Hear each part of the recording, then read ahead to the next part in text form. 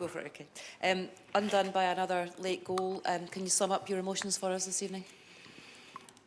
Obviously disappointed to lose a game where it looked for a long period of time that we would get something from the game.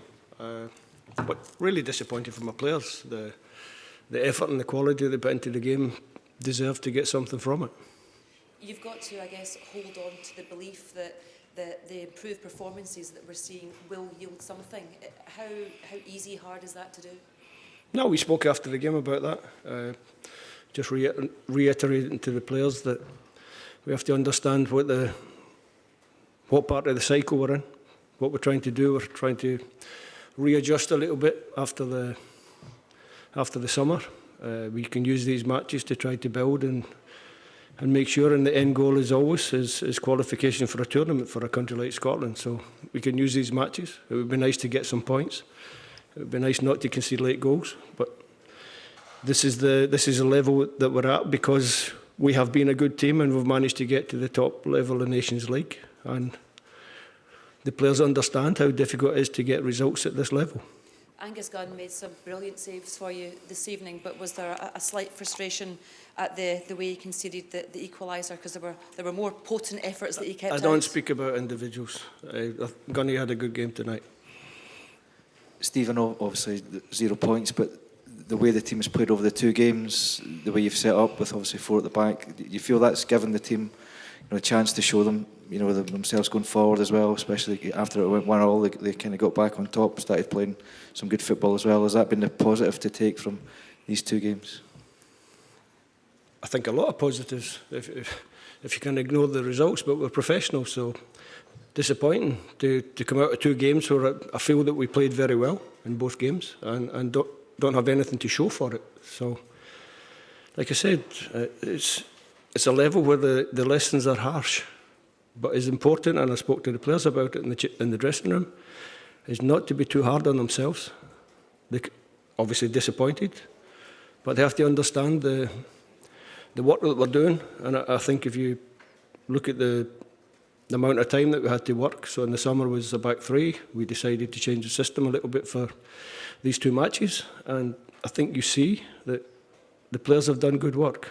Like I said, that's why I'm so disappointed for them, because they've put so much into these 2 games. Do you think they will go away feeling good about themselves because of the way that, at times they'll go away disappointed because they're professionals. They want to win. They want to do well for their country. That's the nature of the squad of players that we've got.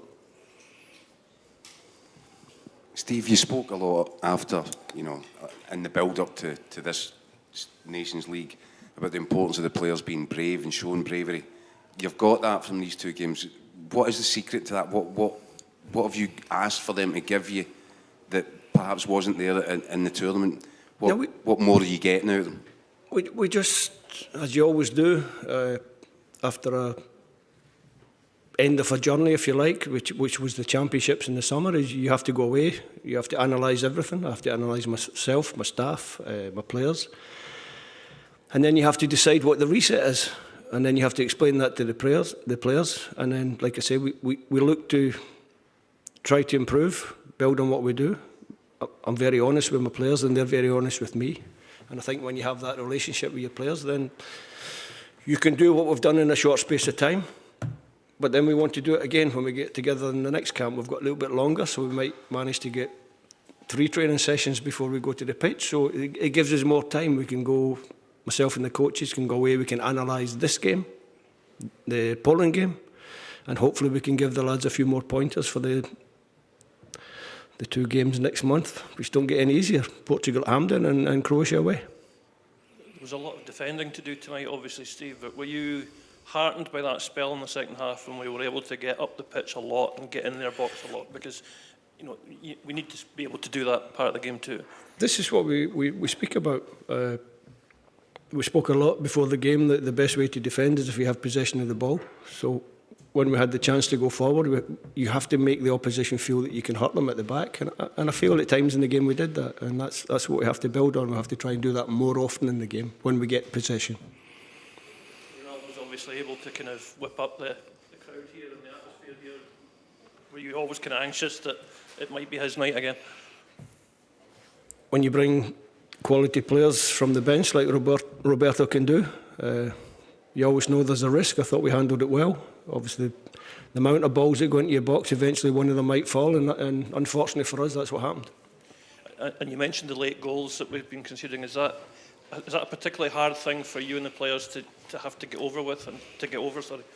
No, you just have to believe in yourself. You have to work hard to the end of the game. The late goals are something that everybody will talk about, but we lost an early goal as well. We lost a goal 50 odd minutes. I felt we were just starting to weather that little spell in the game, which ultimately proved correct. After the 1-1, we got back in the game, we looked better. Even after the 2-1, we still went forward. We tried to get something from the game, had some shots, or had some opportunities to shoot, but the shots were blocked. Extremely brave defending at times too, Steve. And Grant Hanley and Scott McKenna put their body on the line for Scotland on numerous occasions. Yeah, and Tony Ralston and Andy Robertson and everybody defended well. I thought we knew the threats that Portugal have. We know they're quality players. You know that eventually they're going to create a goal chance. And by and large, we managed to defend the goal chances very well, like you say, with brave defending. That's what you have to do at this level. There are no shortcuts. Take a question from the Portuguese at the back. People here in Portugal were quite surprised to see that only this week Ryan Gold had his first chances for the national team. I just wanted to ask you, why do you think it took so long for him? Obviously, here in Portugal, some people really like him because he had a really good spell for Ferenc. And yeah, why do you think it took so long for him? I can't speak about the early part, and the later part is because I didn't pick him. But there's a reason for that. The midfield area in the Scotland squad is one of our strongest areas.